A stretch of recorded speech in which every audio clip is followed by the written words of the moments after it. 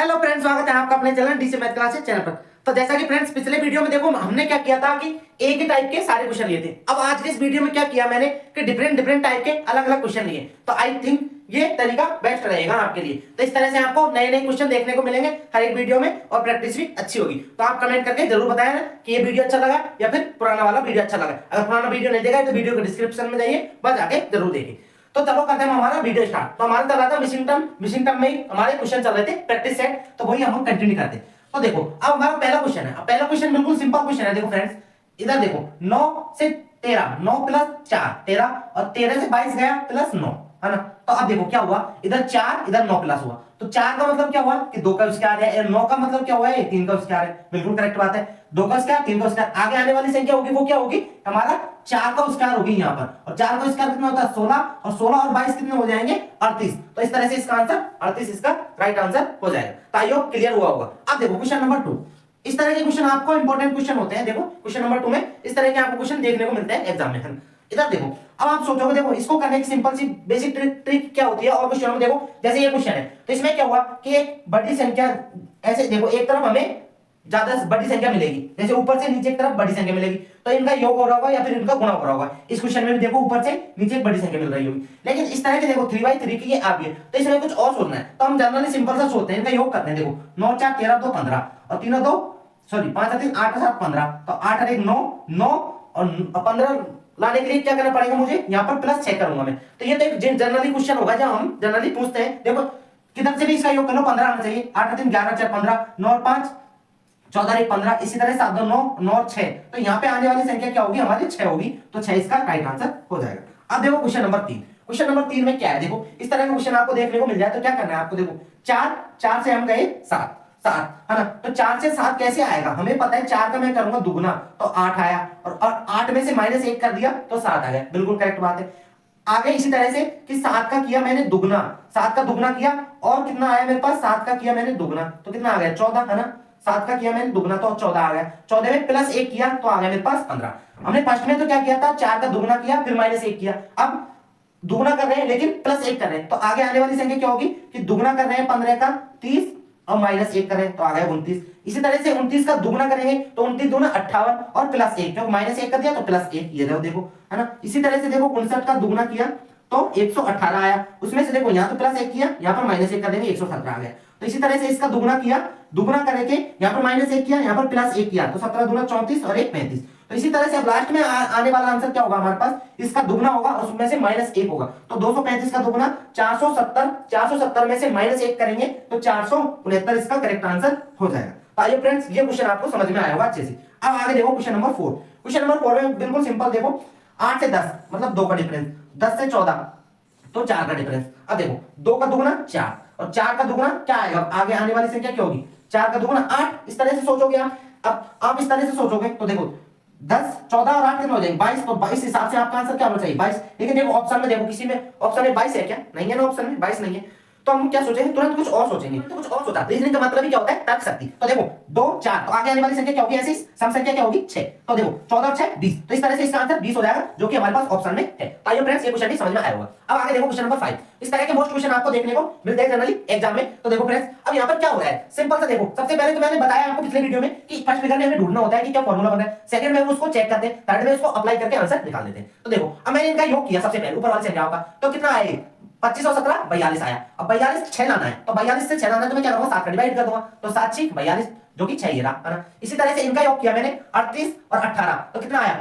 54 sorry 8 8 16 56 आ गए, है ना। तो 56 आ गए। तो डिवाइड में अब देखो इधर 7 का डिवाइड किया तो इधर भी 7 का डिवाइड करूंगा, तो 7 का डिवाइड किया तो मेरे पास 8 आ गया ना, 8 7 56। इसी तरह से देखो यहाँ क्या होगा मेरे पास, इनको ऐड किया तो कितना आ जाएगा मेरे पास 105 आ गया। उस 105 मैंने 7 का डिवाइड किया तो देखो 15 संख्या 105, तो इस तरह से इसका आंसर क्या आ जाएगा यहाँ पर 15 हमारा करेक्ट आंसर आ जाएगा। तो फ्रेंड्स ये भी क्लियर हुआ होगा। अब आगे देखो क्वेश्चन नंबर 6। देखो क्वेश्चन नंबर 6 एक बड़ा ही इंपॉर्टेंट क्वेश्चन है। इस वीडियो में मैंने सारे इंपॉर्टेंट क्वेश्चन लिए, तो इस तरह से रोज आपका ये सेशन चलने वाला है। तो आपको वीडियो अच्छा लगा तो वीडियो को लाइक जरूर करें अभी तक। अब देखो इसमें हुआ क्या फ्रेंड्स, आप कमेंट करके जरूर बता सकते हैं अगर इन सबका आंसर आप पे आता हो तो, है ना। इसमें देखो क्या हुआ 5 × 1 तो 5 1 5 फर्स्ट संख्या ये रही। ऐसे ही 2 × 4 8 आ गया, है ना। और 2 × 2 किया तो 4 आ गया।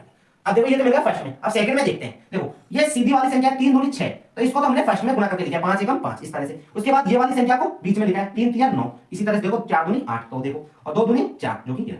तो इसी तरह से इसका आंसर क्या आएगा, देखो फर्स्ट वाली संख्या 6 एकम 6, तो यहाँ जाएगी 6 फर्स्ट वाली संख्या। उसके बाद उसके अगली वाली संख्या 1 इंटू 7, 1 इंटू 7 ये रही। उसके बाद लास्ट बची वाली 4 दूनी 8, तो 678 इसका राइट आंसर हो जाएगा। आइए फ्रेंड्स ये भी क्लियर हुआ होगा, है ना। अब क्वेश्चन नंबर 7, क्वेश्चन नंबर 7 वही देखो सिंपल सा क्वेश्चन है, कुछ नहीं, 4 से 1 है ना डिफरेंस, इनका डिफरेंस लेना है, 5 और 2 7, इसके बाद 4 का डिफरेंस, इसके बाद यहाँ पर प्लस का 8। अब आगे आगे क्या लगा, अब देखो इन डिफरेंस में देखो हमें कुछ ना कुछ मिलेगा, देखने को 1 का दुगुना 2 है ना, 1 का दुगुना 2 और 2 का दुगुना 4, ये ना 4 का दुगुना ही तो है 8, तो आगे आने वाली संख्या का जो डिफरेंस होगा वो क्या होगा, 8 का दुगुना 16, तो 16 और 19 कितना हो जाएगा, यहाँ पर आएगी आने वाली संख्या आएगी जो 35, 16 और 19 कितना आ जाएगा मेरे पास 35, तो 35 इसका करेक्ट आंसर हो जाएगा। तो आइए फ्रेंड्स ये भी क्लियर हुआ होगा आपको ना। अब देखो क्वेश्चन नंबर 8, क्वेश्चन नंबर 8 में देखो जैसा मैं बता रहा हूँ वैसा हो रहा है, देखो इसमें कि हमें एक तरफ देखना है कि या तो इस तरफ होगा या फिर इस तरह से नीचे या फिर हॉरिजॉन्टली यानी सीधी इस तरह से या फिर वर्टिकली, है ना। तो देखो 5 2 8 और नीचे बड़ी संख्या आ रही है 40, है ना। तो आपको सोचना इस तरह से ये कि किधर बड़ी संख्या आ रही है। तो देखो 5 दूनी 10, 10 और 8 80,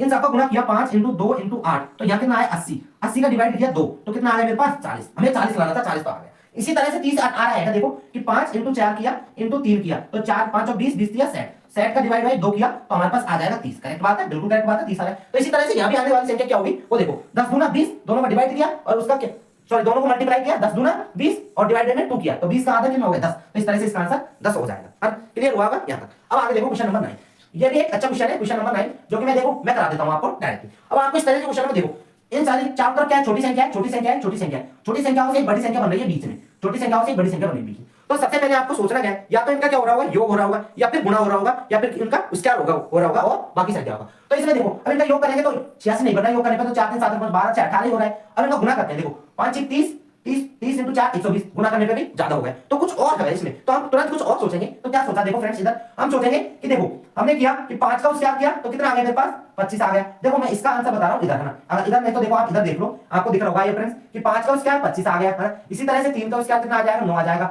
4 का स्क्वायर करेंगे तो 16 आ जाएगा और 6 का स्क्वायर करेंगे तो 36 आ जाएगा। अब इन सबका योग कर दिया मैंने, टोटल इन सबका योग किया तो कितना आ गया मेरे पास 86 आ जाएंगे। देखो 19 से 25 25 50 50 और 36 कितना है 86, बिल्कुल करेक्ट बात है, यहां से कितना आ जाएगा 86 आ जाएगा।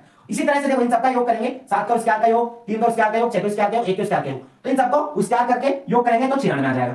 तो लास्ट में आने वाली संख्या होगी वो भी क्या होगी, इसी तरह से होगी कि देखो अब हमें ये निकालना है, तो लास्ट में क्या 1 है, 1 का स्क्वायर 1, 2 का स्क्वायर 4 और 9 का स्क्वायर कितना हो जाएगा 81, इन सबका ऐड किया हमने तो 81 4 85 86, ये बनना है 86। अब लाना कितना है 102, तो हमें 86 में कितना जोड़ेंगे 102 आ जाए, तो 86 में मैं 16 जोड़ूंगा तो 102 आ जाएगा। लेकिन 16 कब जोड़ूंगा, जब मेरे पास देखो यहाँ 4 का स्क्वायर हुआ होगा तभी तो 16 हुआ होगा, करेक्ट बात है ना यहाँ तक। तो देखो इसका आंसर क्या आ जाएगा, इसका आंसर बी हो जाएगा कि 4 का स्क्वायर करेंगे तो 16 हो जाएगा और सबका स्क्वायर करके हम ऐड कर देंगे तो हमारा आंसर निकल के आ जाएगा। बिल्कुल सही बात है ना। अब देखो क्वेश्चन नंबर 10, क्वेश्चन नंबर 10 जैसा कि मैंने इसमें बताया वैसे ही इसमें फॉलो करना है आपको। देखो सबसे पहले हमें गुणा करना है, देखो 33 लाना है, देखो 7 5 35 और हमें 2 35 गुना 70 हो रहा है, ज्यादा हो रहा है, तो क्या करेंगे 7 5 35 और 35 में से -2 कर दूं, इन दोनों को गुणा करके इसको घटा देना है। इसी तरह से 36 18 -8 किया तो 10 आ गया। तो यहाँ पर कितना आएगा कि मैं देखो यहाँ पर कौन सी संख्या आएगी वो इसको गुणा करके मैं इतना कर दूं, तो देखो मैं इसको मान लेता हूँ x, तो 4 इंटू x है ना -3, ये तो कर रहा हूँ ना, इसको घटा रहा हूँ और इक्वल टू 33 के बराबर होगा। तो देखो 4x इक्वल टू ये प्लस का हो जाएगा तो 33 और 3 36 हो जाएगा, तो x equal to 9, x equal to 4 9 36, तो x इक्वल टू 9 हो जाएगा। अब 9 हो जाएगा तो 9 रख के देखो 9 चौक 36 -3 करेंगे तो 33 का करेक्ट आंसर आ जाएगा। तो इस तरह से इसका 9 is the right answer. Okay friends, यहां तक क्लियर, बिल्कुल एकदम अच्छे से करना। अब क्वेश्चन नंबर 11 देखो, क्वेश्चन नंबर 11 एक अच्छा ही क्वेश्चन है। इसमें देखो क्या हो रहा है, देखो 8 है ना 15, अब आपको पता है 8 का दुगना करूंगा मैं तो 8 दूनी 16 -1 कर दिया तो 15 आ गया, बिल्कुल करेक्ट बात है। इसी तरह से 15 का दुगना किया 15 दूना 30 और -1 कर दिया तो 29 आ गया। इसी तरह से 29 का दुगना किया 29 का दुगना किया 29 दूना 58 -1 किया तो कितना आ गया 57, 57 का दुगना करूंगा मैं यहाँ पर और -1 किया, 57 का दुगना कितना होता है 114, -1 किया तो 113 आ गया। तो आने वाली संख्या क्या होगी कि इसका दुगना होगा 113 का तो 226 और उसमें से -1 करूंगा तो 225 इसका करेक्ट आंसर हो जाएगा। तो आइए फ्रेंड्स, इस तरह से आपको सारे क्वेश्चन अच्छे से समझ में आए और इस 12वें क्वेश्चन का आपको आंसर कमेंट करके जरूर बताना है कि इसका आंसर क्या होने वाला। इसको मैं अगले वीडियो में नहीं तो आपको करके बताऊंगा, है ना। तो आइए फ्रेंड्स, वीडियो अच्छा लगा तो वीडियो को लाइक जरूर कर दें और अभी तक आपने हमारे चैनल को सब्सक्राइब नहीं किया तो सब्सक्राइब जरूर करें। मिलते हैं अगले वीडियो में ऐसे ही क्वेश्चनों के साथ में। आज के लिए इतना ही, थैंक यू, जय हिंद, वंदे मातरम।